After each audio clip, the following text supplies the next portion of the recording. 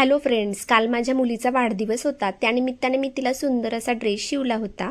तर त्याची कटिंग आणि स्टिचिंग आज मी तुमच्यासोबत शेअर करते. ड्रेस मोठा असल्यामुळे प्रत्येक गोष्ट तुम्हाला मशीनवर नाही दाखवता येत, म्हणून पहिले वहीवर तुम्हाला एक ड्रॉइंग दाखवते. ड्रेसचा हा वरचा भाग आहे. ड्रेस सिवलेस असल्यामुळे वरच्या भागामध्ये मी फक्त बेल्ट लावणार आहे. आता खालचा जो भाग आहे तो मी 3 भागांमध्ये डिवाइड करणार आहे. वरच्या भागात प्लेन फॅब्रिक येईल आणि खालच्या बाजूला मी इथे फ्रिल लावणार आहे. या खाली अजून एक फ्रिलचा पट्टा येणार आहे, म्हणजे टोटल 2 लेअर मी फ्रिलच्या बनवणार आहे. आता या ड्रेसची वरच्या टोकापासून खालच्या टोकापर्यंत उंची आहे 36 इंच, म्हणजेच पूर्ण उंची आहे 36 इंच. आता हा कमरेच्या वरचा जो भाग आहे हा मी घेणार आहे 9 इंच. मी या ठिकाणी सुद्धा लिहून घेते ते. आता कमरेपासून खालच्या टोकापर्यंत जे माप आहे ते आहे 27 इंच. टोटल उंचीमधून मी वरचा भाग वजा केला तेव्हा मला मिळाले 27. तर आता या 27 इंचामध्ये सुद्धा आपले 3 पार्ट आहेत. ही जी फ्रिल आहे ही मी घेणार आहे 6 इंचाची आणि ही पण 6 इंचाची. 27 मधून 6 म्हणजेच 12 इंच वजा केल्यानंतर येतंय 15 इंच. या सर्वांची टोटल केल्यानंतर आपलं उत्तर पूर्ण उंची इतकं आलं पाहिजे. याची कटिंग करत असताना मी प्रत्येक याच्यामध्ये 1-1 इंच शिलाई मार्जिन प्लस करणार आहे. 3.5 मीटर मेन फॅब्रिक आणि 1.5 मीटर अस्तर घेतलेलं आहे. अस्तर पूर्ण ओपन करून मी त्याची दुहेरी घडी करून घेते. असं हे 2 पदरी कापड आहे. आता या कापडाची ही जी बाजू आहे मी अशा पद्धतीने ती उचलते आणि ती ठेवल्यानंतर आता हे कापड 4 पदरी झालेलं आहे. हा जो वरचा तिरकस भाग आहे तिथे मी 8 इंचावर मार्किंग करते. 12 इंच कंबर घेर आहे म्हणून मी 8 इंचावर मार्किंग केलंय. कंबर घेर कमी असेल तर तुम्ही 6-7 इंचावर मार्किंग केलं तरीही चालेल. कमरेच्या खालच्या भागाचं हे कटिंग आहे. खालच्या बाजूने इथे थोडा कपडा कमी आहे म्हणून इथे थोडं कापड जॉईंट करून घ्यावं लागेल. कमरेपासून आपली जी टोटल उंची आहे, अस्तरची उंची त्यापेक्षा 4-5 इंच कमी घ्यायची आहे. अशा पद्धतीने मी सर्वीकडे सारखंच माप टाकून घेते. वरच्या बाजूने जे गोलाकार मार्किंग आहे त्या ठिकाणापासून खालपर्यंत उंची मोजायची आहे.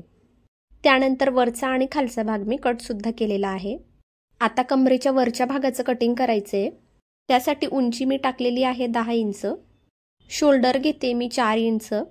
लहान मुलींसाठी 4 इंचापर्यंत शोल्डर व्यवस्थित होतं. खालच्या बाजूने सुद्धा मी तेच मार्किंग केलं. गळ्याची उंची घेते 3.5 इंच. गळा रुंदी घेतलीये 2 इंच. इथे मुंढा घेते मी 4.5 इंच. ते 24 इंच आहे म्हणून त्याचा चौथा भाग 6 इंचावर मी मार्किंग करते. शिलाई मार्जिन 2 इंच घेतलंय. खालच्या बाजूने टक्स मारल्यानंतर कापड बरंच कमी होणार आहे म्हणून शिलाई मार्जिन जास्तच ठेवलंय. मुंढ्याचा आकार अंदाजे दिल्यानंतर गळ्याजवळच्या भागाला मी थोडासा आकार देऊन घेते आणि तो कट सुद्धा केलेला आहे. असे आपल्याला 2 पार्ट आता मिळालेले आहेत. आता हे मेन फॅब्रिक मी घेतलेलं आहे. याची मी 4 पदरी घडी करून घेतली आहे. आता मी जे अस्तरचं कटिंग केलेलं आहे ते मी इथे घेते आणि त्याचा वरचा जो भाग आहे तो अशा पद्धतीने ठेवायचा आहे. त्याच मापामध्ये वरचा भाग कट करायचा आहे. त्याआधी मी वरचा भाग प्लेन आहे म्हणून एक सरळ रेष मारून घेतली आणि त्यानंतर वरचा जो गोलाकार आहे त्याच्यासाठी मार्किंग केलं. इथे मी 4 इंचावर मार्किंग केलेलं आहे. मार्किंग केल्यानंतर मी हे लावून सुद्धा पाहिलंय, हे बरोबर सारखंच माप आलेलं आहे. आता या मार्किंग पासून खालपर्यंत मी 16 इंचावर मार्क करते. असं सर्वीकडे मार्किंग करून घ्यायचं आहे आणि हे असं गोलाकार मार्किंग केल्यानंतर वरच्या आणि खालच्या बाजूने कट सुद्धा करायचं आहे. ओपन केल्यानंतर ते असं दिसेल. हे आपण नंतर शिलाई सुद्धा मारून घेऊ. दोन्ही भागाचं कमरेचं माप सारखंच आलं पाहिजे. आता हा उरलेला कपडा मी घेते. यामध्ये आपण फ्रिलसाठी पट्ट्या काढून घेणार आहे. त्यासाठी मी 7-7 इंचावर मार्किंग करून मग हे कट करून घेतलं. एवढ्या पट्ट्यांमध्ये फक्त फ्रिलची वरचीच लेअर तयार होऊ शकते. आता माझं हे कमरेच्या खालच्या भागाचं कटिंग झालेलं आहे. फ्रिलचं सुद्धा कटिंग झालेलं आहे. कमरेचा वरचा जो भाग आहे तो मेन फॅब्रिकला सुद्धा जोडायचा राहिलेला आहे. मशीनवर बसल्यावर सुरुवातीला मी आता पहिली फ्रिल तयार करून घेतली. कापलेल्या सर्व पट्ट्या मी पहिले एकमेकांना जोडून घेतल्या. त्यानंतर त्याला अशा पद्धतीने प्लेट मारून घेतलेल्या आहेत. आता या कापडामध्ये एवढी फ्रिल तयार झालेली आहे. यामध्ये फक्त एकच लेअर होऊ शकते. म्हणून आता मी माझ्या कापडांचा खजाना काढलेला आहे। कदाचित या कापडामध्ये मला मॅचिंग कापड मिळू शकेल। मला आता हे नेटचं कापड मिळालेलं आहे, ते मॅच होतंय याला। हे एक कापड आहे, हे ऑर्गन्झाचं आहे, हे सुद्धा मॅच होतंय, हे सुद्धा मी साईडला ठेवते। आता ही फ्रिल जी तयार केलेली आहे त्याच पद्धतीने मी या कापडाची आणि या कापडाची सुद्धा फ्रिल तयार करून घेणार आहे। वरचा भाग जोडायचा आहे, त्यासाठी मुंढा आणि गळ्याच्या भागाजवळ मी जोडून घेणार आहे। त्याचे दोन जे कॉर्नर आहेत त्या ठिकाणी शिलाई नाही मारायची आहे, ते ओपनच ठेवायचे आहेत। मागच्या आणि पुढच्या भागाला मी इथे शिलाई मारून घेतलेली आहे। त्या ठिकाणी कात्रीने मी छोटे छोटे कट सुद्धा मारून घेते आणि त्यानंतर हे उलट करून घ्यायचे। कट केल्यानंतर या ठिकाणी आपल्याला एक शिलाई सुद्धा पुन्हा मारायची आहे। मी इथे वरच्या बाजूला शिलाई मारलेली आहे आणि खालच्या बाजूला शिलाई मारलेली आहे। साइडचे दोन्ही भाग आणि वरचे दोन कोपरे हे मी ओपनच ठेवलेले आहेत।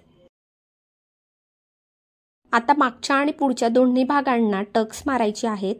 त्यासाठी मी सेंटर पासून 3 इंचावर मार्क करून घेतलंय आणि आता मागच्या पुढच्या दोन्ही भागांना मी असे टक्स मारून घेणार आहे।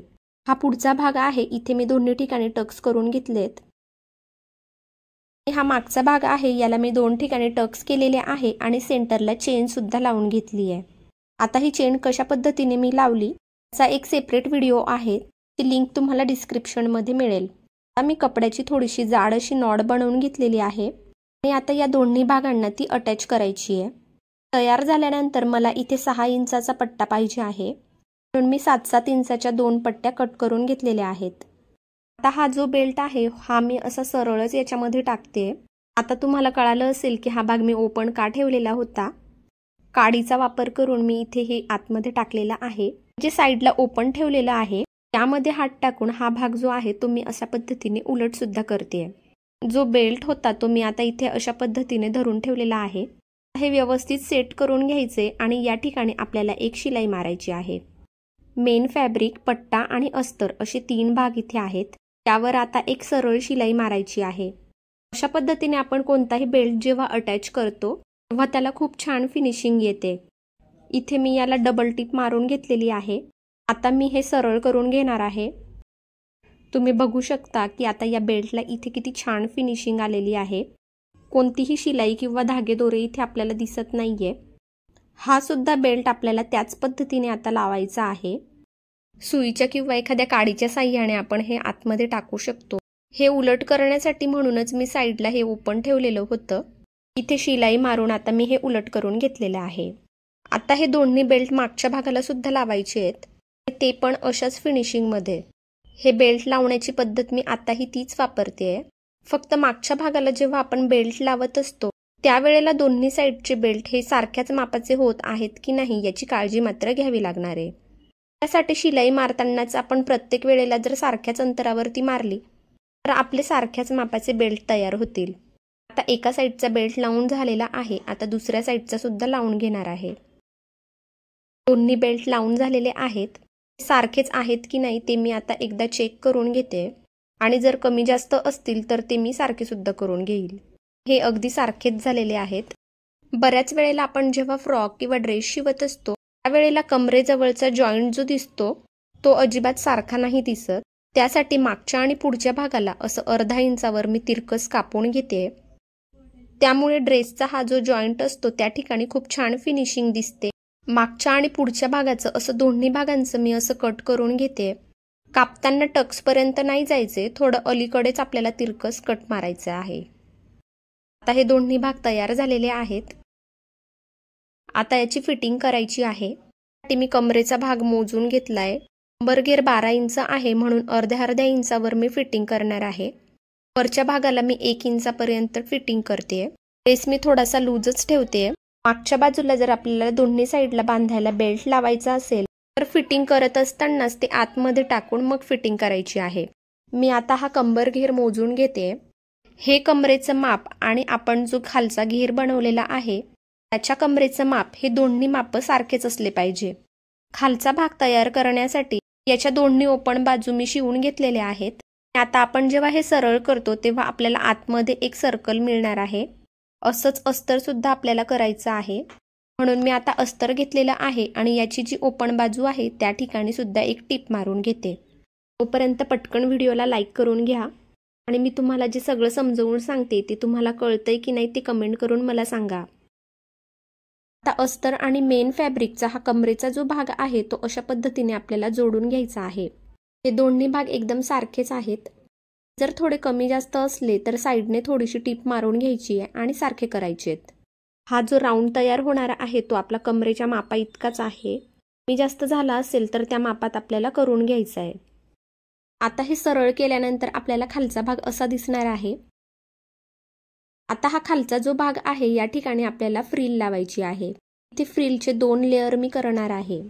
आधीच मी फ्रिल तयार करून ठेवलेली होती, ती फ्रिल मी आता घेतली आहे आणि अशा पद्धतीने ती पहिली अशी उलट ठेवायची आहे आणि त्यानंतर मग त्याच्यावर शिलाई मारायची आहे, म्हणजे मग ती सरळ झाल्यानंतर आपल्याला अशा पद्धतीने दिसेल। आता माझ्याकडे जे ऑर्गन्झा आणि नेटचं कापड होतं त्याची सुद्धा मी अशी फ्रिल तयार करून घेतलेली आहे। एक पट्टा मी ऑर्गन्झाचा वापरलाय आणि एक पट्टा नेटचा वापरलाय। माझ्याकडे जे अवेलेबल होतं मी या ठिकाणी तेच वापरलंय। मेन फॅब्रिकच्या फ्रिलची जी लेयर होती ती मी लावून घेतलेली आहे। लावल्यानंतर ती अतिशय सुंदर दिसतेय। आता ही फ्रिल जी आहे याच्या खाली सुद्धा आपल्याला फ्रिल लावायची आहे, म्हणून मी ही जी फ्रिल बनवलेली आहे ती सुद्धा इथे लावून घेणार आहे। वरची फ्रिल लावली त्याच पद्धतीने ही लावायची आहे। पूर्ण राऊंड मध्ये ही फ्रिल मी लावून घेतलेली आहे। खालची फ्रिल तयार करण्यासाठी मला जवळपास 2 मीटर कापड लागलेलं आहे। मी जर मेन फॅब्रिकच वापरायचं ठरवलं असतं तर मला 3.5 ऐवजी 5.5 मीटर कापड लागलं असतं। इथे खालच्या बाजूला मी पूर्ण फ्रिलला पिको करून घेणार आहे।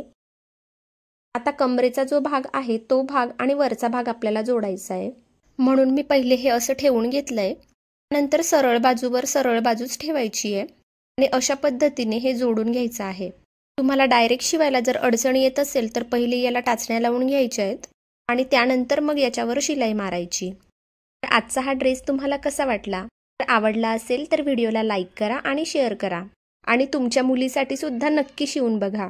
शिवल्यानंतर मला कमेंट्स करून सांगायला मात्र अजिबात विसरू नका आणि चॅनलला अजूनही सबस्क्राईब केलेलं नसेल तर नक्की सबस्क्राईब करा।